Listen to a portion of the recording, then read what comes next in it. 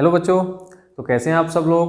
उम्मीद करता हूँ आप सब बहुत अच्छे होंगे और आपकी तैयारी भी अच्छी चल रही होगी। तो जैसा कि हम गांधी जी के बारे में पढ़ रहे हैं और इसके बारे में आपको एक वीडियो पहले मिल चुका है, ये दूसरा पार्ट है। तो चलिए शुरू करते हैं। जैसा कि हमने लास्ट में पढ़ा था, गांधी जी ने खिलाफत आंदोलन की अध्यक्षता की थी और उन्होंने खिलाफत आंदोलन को अपने असहयोग आंदोलन के साथ में मर्ज कर दिया था।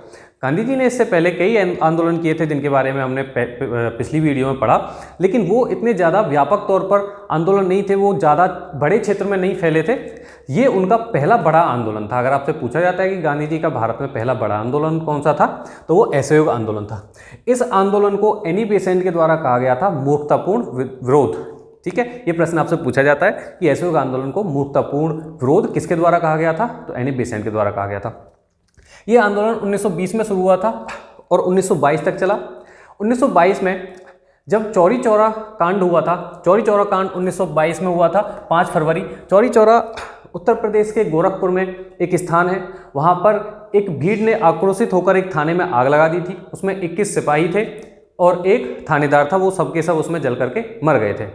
तो इस बात से गांधी जी बहुत आहत हुए, क्योंकि वो अहिंसा का पालन करते थे। वो नहीं चाहते थे कि किसी भी तरह की कोई हिंसा हो। लेकिन जब ये घटना घटित हुई तो इससे दुखी होकर के गांधी जी ने 12 फरवरी 1922 को ये आंदोलन स्थगित कर दिया गया। ये जो चौरी चौरा जो कांड है, अभी रिसेंटली इससे कांड शब्द को हटा दिया गया है।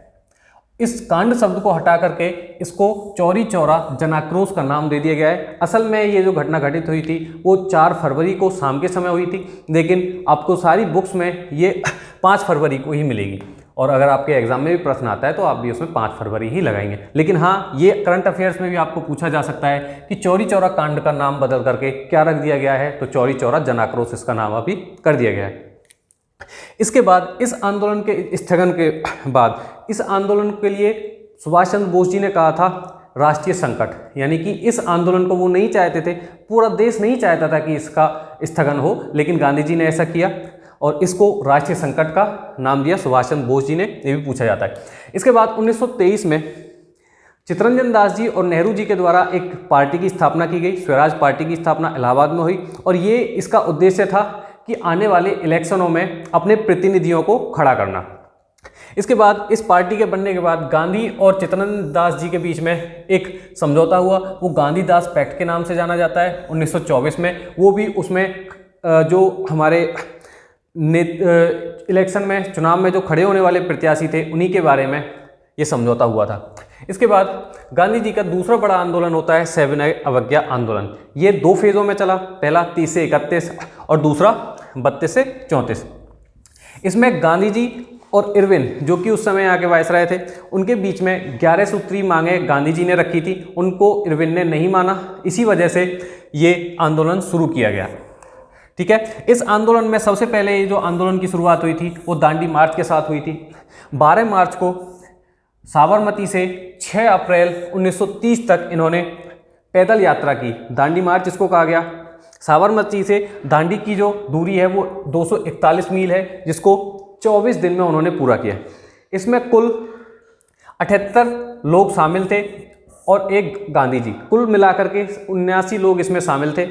ठीक है, और ये पहला आंदोलन था जिसमें बड़े तौर पर महिलाओं ने भी पार्टिसिपेट किया था। गांधी जी के सारे आंदोलनों में सबसे अधिक जो महिलाओं ने सपोर्ट किया था, महिलाओं ने उसमें भाग लिया था, वो यही आंदोलन था, सविनय अवज्ञा आंदोलन। तो दांडी मार्च बेसिकली किस लिए हुआ था, आप सभी लोग इससे अवगत हैं कि नमक पर जो टैक्स लगाया जाता था उसके विरोध में उन्होंने दांडी मार्च निकाला। ठीक है, आपसे ये प्रश्न पूछा जाता है कि साबरमती से दांडी के बीच की दूरी कितनी है, वो 241 मील है। कितने दिन में उन्होंने वो यात्रा पूरी की, 24 दिन में। कब से शुरू की, 12 मार्च से शुरू की और कब खत्म की, 6 अप्रैल 1930 को उन्होंने खत्म की। और वहाँ पर जाकर के नमक बनाया उन्होंने और नमक के कानून को तोड़ा, ये जो टैक्स वाला कानून था उसको तोड़ा। ठीक है, इसके साथ में इस आंदोलन की शुरुआत हुई। महिलाओं की भागीदारी सबसे ज़्यादा, और महिलाओं का जो नेतृत्व किया था वो सरोजनी नायडू जी ने किया था। इसके बाद गांधी और इरविन के बीच में एक समझौता हुआ 1931 में। दरअसल 3 गोलमेज सम्मेलन बुलाए गए थे 1930, 1931, 1932 में।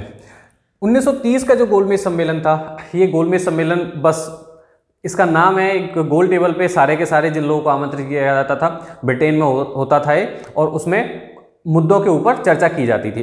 तो इसमें कांग्रेस को बुलाया गया, लेकिन कांग्रेस ने इसमें भाग नहीं लिया क्योंकि इन्होंने हमारी मांगें नहीं मानी थी। इसके बाद में गांधी और इरविन के बीच में कुछ समझौते हुए और गांधी जी तैयार हो गए 1931 के दूसरे गोलमेज सम्मेलन में भाग लेने के लिए। आपसे प्रश्न पूछा जाता है कि कांग्रेस ने कौन से गोलमेज सम्मेलन में भाग लिया था, कौन से सन में लिया था और कांग्रेस की तरफ से कौन गए थे। तो महात्मा गांधी जी गए थे कांग्रेस की तरफ से, उन्होंने इसमें दूसरे वाले गोलमेज सम्मेलन में भाग लिया था, इसीलिए 1931 में इस आंदोलन को स्थगित कर दिया गया था क्योंकि गांधी और इरविन के बीच में समझौता हो गया था। लेकिन 1931 के बाद में फिर से गांधी जी की जो मांगें थी वो इरविन ने नहीं मांगी और उन्होंने फिर से इसको आंदोलन को अपना शुरू कर दिया और 1932 तक फिर वो आंदोलन फिर से चला। ये उसका दूसरा फेज था। अब 1930, 31 और 32 इन तीनों गोलमेज सम्मेलनों में भारत के कुछ लोग थे जिन्होंने सभी सम्मेलनों में भाग लिया था। उनमें एक थे भीमराव अंबेडकर। भीमराव अंबेडकर जी ने 30, 31 और 32 तीनों गोलमेज सम्मेलनों में भाग लिया था और इनके साथ एक और थे तेज बहादुर सप्रू। तेज बहादुर सप्रू, इन दोनों लोगों ने तीनों गोलमेज सम्मेलनों में भाग लिया था और 1932 में ही सांप्रदायिक पंचायत लाया गया। और सांप्रदायिक पंचायत में क्या था कि पहले से ही अंग्रेजों ने भारत में उनकी ये नीति रही थी कि फूट डालो और राज करो, तो उन्होंने पहले ही हिंदू और मुस्लिमों को अलग कर दिया था। अब वो चाहते थे कि हिंदुओं को भी और अलग पार्टों में उसको बांटा जाए, उनको और ज़्यादा डिवाइड किया जाए। वो चाहते थे कि दलित और हमारे जो सामान्य थे उनको फिर से एक और दो भागों में बांट दिया जाए। तो इसी के लिए उन्होंने अंबेडकर जी भी मांग कर रहे थे कि दलितों के लिए पृथक निर्वाचन की, लेकिन गांधी जी और अंबेडकर जी के बीच में 1932 में पूना पैक्ट हुआ। ये आपसे पूछा जाता है पूना पैक्ट कब हुआ था? 1932 में हुआ था। किस किस के बीच में हुआ था? गांधी जी और अंबेडकर के बीच में हुआ था। इसमें क्या था, जो आरक्षित सीटें थी उनकी जो संख्या थी पहले 117 थी, उससे 100 बढ़ा करके 141 कर दिया गया था। लेकिन जैसा मुस्लिम के साथ में किया था ऐसा इनके साथ में नहीं हुआ क्योंकि गांधी जी और अंबेडकर जी के बीच में समझौता हो गया था। उन्होंने अलग से निर्वाचन ना करके अपनी ही सीटों को आरक्षित करने में समझौता कर लिया। इसके बाद सांप्रदायिक पंचायती आपसे पूछा जाता है कम्युनल अवार्ड का कि कब आया था, तो वो 1932 में आया था। ठीक है। इसके बाद व्यक्तिगत सत्याग्रह ये चलाया गया था 1940 में। ये एक नेतृत्वहीन आंदोलन था, इसका कोई नेता नहीं था, लेकिन ये बहुत ही इंपॉर्टेंट आंदोलन था। इसका बहुत ज़्यादा फायदा हमारे भारत के लोगों को, देश के लोगों को मिला। तो 1940 में चलाया गया। इसको दिल्ली चलो के नाम से भी जाना जाता है, या फिर आपसे पूछा जा सकता है कि दिल्ली चलो का नारा कौन से आंदोलन के दौरान दिया गया था? तो व्यक्तिगत सत्याग्रह के दौरान दिया गया था। अब आपसे इंपॉर्टेंट प्रश्न में ये पूछा जाता है कि व्यक्तिगत सत्याग्रह के दौरान प्रथम सत्याग्रही कौन थे? तो प्रथम सत्याग्रही विनोबा भावे थे, द्वितीय सत्याग्रही नेहरू जी थे और तृतीय सत्याग्रही ब्रह्मदत्त जी थे। तीनों आपको याद रखने, पेपर में प्रश्न पूछा जाता है, आगे भी पूछा जाने की संभावना है। इसके बाद गांधी जी ने भारत छोड़ो आंदोलन की शुरुआत की 1942 में। ये 8 अगस्त से शुरू हुआ था और इस आंदोलन को अगस्त क्रांति के नाम से भी जाना जाता है।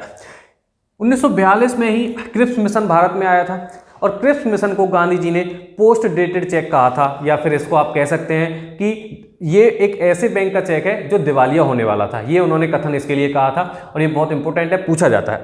और भारत छोड़ो आंदोलन के दौरान ही बलिया में एक समांतर सरकार का गठन किया गया था। यह भी प्रश्न आपसे पूछा जाता है कि समांतर सरकार का गठन किस आंदोलन के दौरान किया था और किस स्थान पर किया था और कौन से सन में किया था? तो 1942 में भारत छोड़ो आंदोलन के दौरान बलिया में समांतर सरकार का गठन किया गया था और इसी आंदोलन को दबाने के लिए ऑपरेशन जीरो आवर चलाया गया था।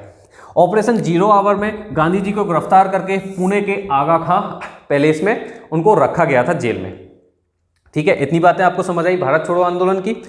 ऑपरेशन जीरो आवर बहुत इंपॉर्टेंट है, पूछा जाता है कि कौन से आंदोलन के दमन करने के लिए ऑपरेशन जीरो आवर चलाया गया था? तो भारत छोड़ो आंदोलन को दमन करने के लिए। अगस्त क्रांति के नाम से कौन से आंदोलन को जाना जाता है? भारत छोड़ो आंदोलन को।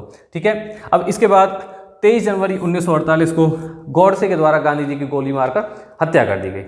तो ये गांधी जी से संबंधित कुछ महत्वपूर्ण बिंदु थे जो आपसे हर एग्जाम में पूछे जाते हैं। गांधी जी को अलग अलग लोगों ने कुछ अलग अलग उपाधियां दी और अलग अलग नामों से पुकारा। उनमें बापू आपसे पूछे जाते हैं, प्रश्न महत्वपूर्ण है। बापू किसने नाम दिया गांधी जी को? सरोजनी नायडू जी ने उनको बापू के नाम से पुकारा। सुभाष चंद्र बोस जी ने ऑल इंडिया रेडियो के माध्यम से उनको राष्ट्रपिता का नाम दिया, राष्ट्रपिता कहा। और खान अब्दुल गफ्फार खान, जिनको सीमांत गांधी के नाम से जाना जाता है, उन्होंने इनको मलंग बाबा का नाम दिया, उन्होंने मलंग बाबा कहकर पुकारा। और रविंद्रनाथ टैगोर जी, जिन्होंने भारत के राष्ट्रगान की रचना की, उन्होंने इनको महात्मा की उपाधि दी। और विंस्टन चर्चिल, जो उस समय ब्रिटेन के प्रधानमंत्री थे, उन्होंने इनको देशद्रोही फकीर के नाम से बुलाया। ये तो समझ सकते हैं कि ऐसा नाम कोई अंग्रेजी दे सकता था इनको। और अर्धनग्न फकीर के नाम से फ्रैंक मॉरिस ने इनको नाम दिया। एक और नाम से इनको पुकारा जाता है, तो एनी बेसेंट जी ने इनको भारतीय राजनीति के बच्चे के नाम से पुकारा था कि ये भारतीय राजनीति के बच्चे हैं।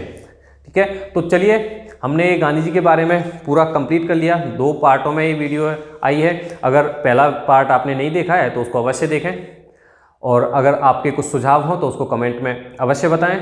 और अगर आपको वीडियो पसंद आती है तो लाइक ज़रूर करें और चैनल को सब्सक्राइब करें। Thank you so much.